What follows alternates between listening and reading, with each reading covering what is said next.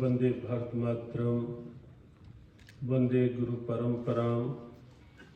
गीता अमृतुहे नमः। श्रीमद् भगवद गीता की उपदेश स्थली धर्म क्षेत्र कुरुक्षेत्र, मार्गशीर्ष मास, मासाना मार्गशीर्षोहम, श्री गीता जयंती के पावन पर्व की दिव्यता, आयोजित अंतर्राष्ट्रीय गीता महोत्सव और त्रिदिवसीय जो गीता मंथन, गीता संगोष्ठियाँ, उसका ये शुभारंभ श्रीमद् भगवद गीता सदन कुरुक्षेत्र विश्वविद्यालय। यहाँ उपस्थित भारत के माननीय उपराष्ट्रपति, श्रीमद् भगवद गीता के कर्म योग के आदर्श श्री जगदीप धनखड़ जी, जो सपत्नीक यहाँ उपस्थित हैं, और अंतर्राष्ट्रीय गीता महोत्सव में उनकी प्रथम उपस्थिति अभिनंदनीय, वंदनीय। योगा कर्मसु कौशलम के जीवंत उदाहरण हरियाणा के कर्मठ मुख्यमंत्री श्री मनोहर लाल जी, सभी उपस्थित शुभेच्छुजन, समुपस्थित सभी सज्जन वृंद, मातृशक्ति। कुरुक्षेत्र की धर्मधरा,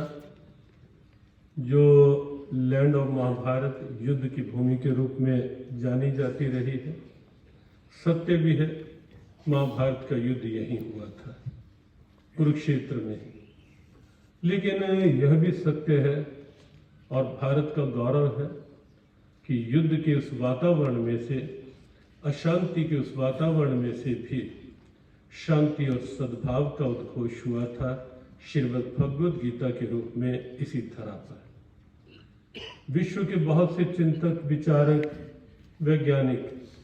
इस बात को लेकर चकित होते हैं कि युद्ध की भूमि में, अशांति के वातावरण में शांति का संदेश, लेकिन भगवान श्री कृष्ण की दूरदर्शिता, वो जानते थे कि शांति की आवश्यकता अशांति में ही तो होगी। वो जानते थे कि दुर्भावनाएं जहां होंगी तो वहां आवश्यकता पड़ेगी सद्भावनाओं की, और इसलिए जब जब ऐसा होगा तब तब श्रीमद् भगवद गीता की प्रेरणाएं एक समाधान के रूप में सामने होंगी। आज पूरे विश्व का दृश्य देखें और तब की महाभारत की स्थिति देखें तो लगता है कि कहीं ना कहीं तनाव बढ़ रहे हैं, दबाव बढ़ रहे हैं, दुर्भाव बढ़ रहे हैं, अशांति बढ़ रही है, कहीं किसी प्रकार की समस्याएं, कहीं किसी प्रकार की आशंकाएं, कहीं युद्ध की विभीषिकाएं समूची मानवता के आगे चुनौती प्रस्तुत करती दिखती हैं। समाधान कहाँ है, क्या है? हमें स्मरण हो रही है पूर्व राष्ट्रपति श्री एपीजे अब्दुल कलाम की वो पंक्तियां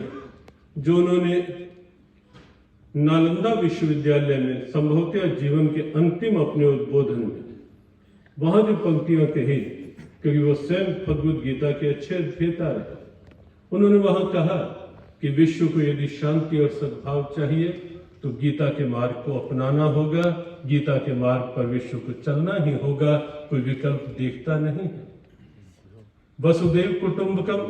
ये भारत की धरा का निकला हुआ उद्घोष जो पूरे विश्व की आवश्यकता,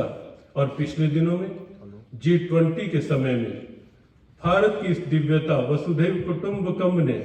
पूरे विश्व में एक प्रेरणा की अलग जगाई, आशा की किरण दिखाई कि कहीं यदि ऐसे वातावरण में भी ये विश्व बंधुत्व, वर्ल्ड एज वन फैमिली, समूचा संसार एक परिवार, ये धारणा कहीं से हो सकती है साकार, तो भारत धरा से, और वो भारत की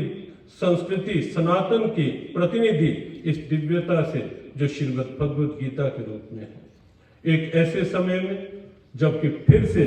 कुछ अनुकूल ब्याह प्रारंभ हुई है और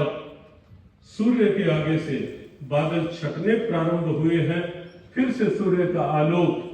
अनुभव किया जा रहा है। अनुकूल बिहार में कहीं श्री राम मंदिर की दिव्यता, और हम सब जानते हैं अंतर्राष्ट्रीय गीता महोत्सव के साथ साथ 23 दिसंबर को गीता महोत्सव और 22 जनवरी को हम एक और उत्सव ये आनंद ले रहे होंगे जब 22 जनवरी को हमारे प्यारे प्रभु राम लला भव्य दिव्य मंदिर में विराजित हो रहे हैं। और निश्चित ये समय कहीं धारा 370 हटे, कहीं काशी कॉरिडोर, कहीं अयोध्या की दिव्यता, कहीं केदारनाथ, कहीं भारतीय संस्कृति की, जैसा भी आदरणीय सुधांशु जी ने बात कही कि संस्कृति अपने गौरव को फिर से पहचाने, और हमें लगता है वो समय इस समय हमारे सामने है। और उसी में ही अंतर्राष्ट्रीय गीता महोत्सवों की ये सुबास जो कुरुक्षेत्र की धरा से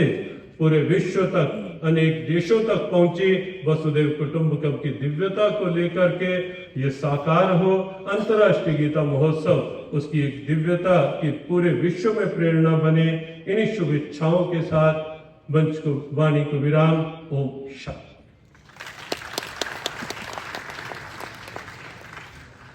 बहुत बहुत आभार परम पूज्य स्वामी जी का। दिव्य सज्जनों,